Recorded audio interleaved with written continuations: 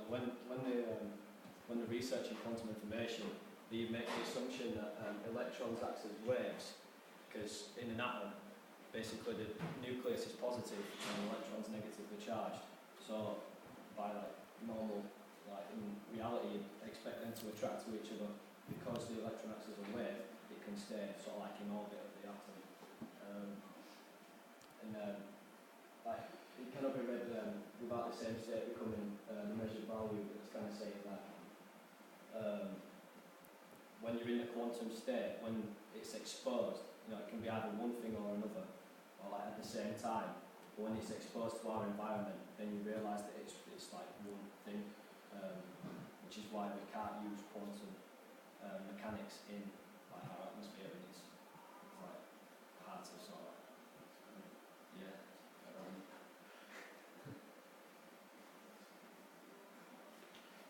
Fundamental.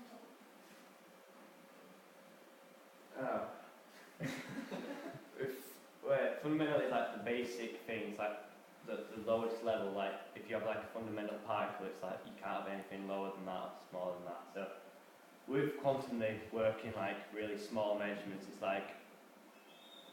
small things, the basic level of everything.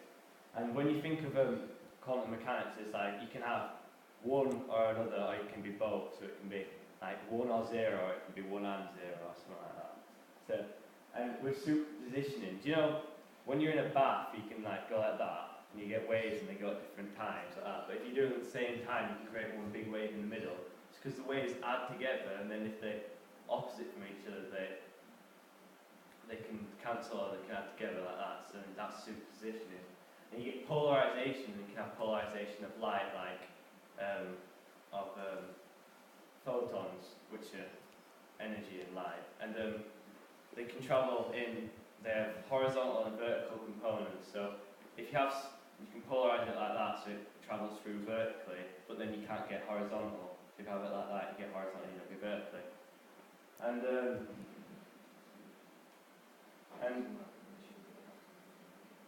so when they are trying to experiment with quantum mechanics, they have to have certain conditions, such as they have to have this space that they're using has to be in a vacuum, which is sort of where they suck all the atoms out of it. And usually they have to cool the temperature down to pretty much absolute zero, which is nearly minus 273 degrees.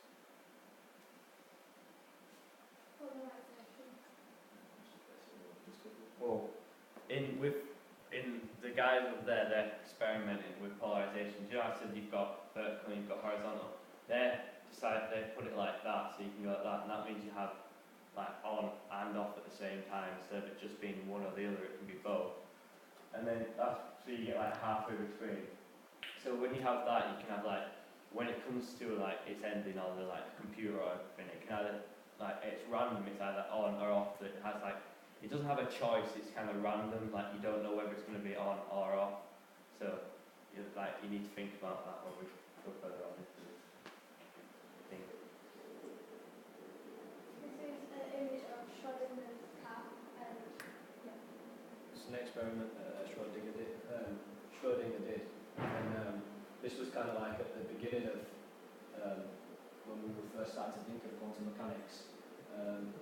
Basically, you put a cat in a box, and you entered a photon, and that was in the either on or off stage. And with the random sort of selection, if it chose to be on, it would release a cyanide capsule which would kill the cat. But if it chose to be off, then it wouldn't kill the cat, so it wouldn't release the capsule. But while the cat's in the box and you can't see inside it, the cat is both dead and alive.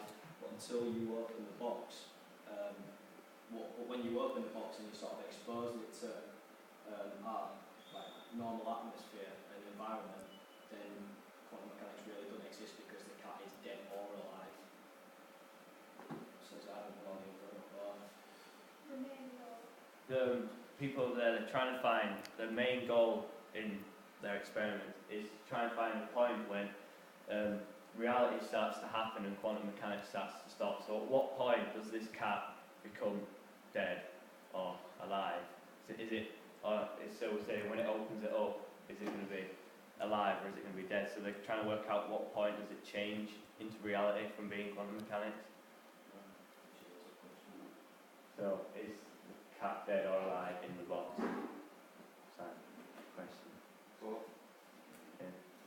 So applications of it, downstairs they have like a small box where they can create atoms, and they do this by sort of basically firing certain lasers at it, and hopefully they're hoping to make design molecules when they can apply quantum mechanics into like our atmosphere instead of just sort of like covering it in a vacuum, and from there they'll be able to make like quantum computers which can do calculations faster than any computer known to man now, and use things such as cryptography, which basically means that like signals can't be intercepted and stuff,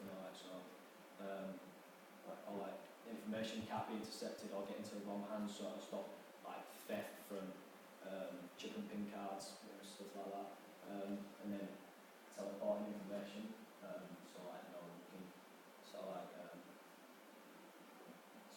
steal it. Future development. Well, you've been 6 minutes. They can make new materials. As they use this little box, they can make materials inside it using different atoms, and they can put them together so they can kind of create their own molecules in a way. And then they can create molecules like, if they create protein molecules inside this box, they can observe them and then find out the properties like proton fold, it's a protein fold. Like when a protein folds, it creates stuff and it does stuff in your body which helps you. So if they can study that, and if it folds wrong, it can create diseases. So if they can study it, they can work out how diseases are created and then work out cures. And proton computers, quantum computers, if you use polarization, it can be, you have on or off. Computers, they're 1, 0, 1, 0, 1, 0. And when a computer's working out an equation, it has to go through all the different equations of the 1, 0, 1, 0. If they use polarized information, it can be 1 and 0, so it can do all the equations at once, so it can do it much faster. So it can speed up science in a way.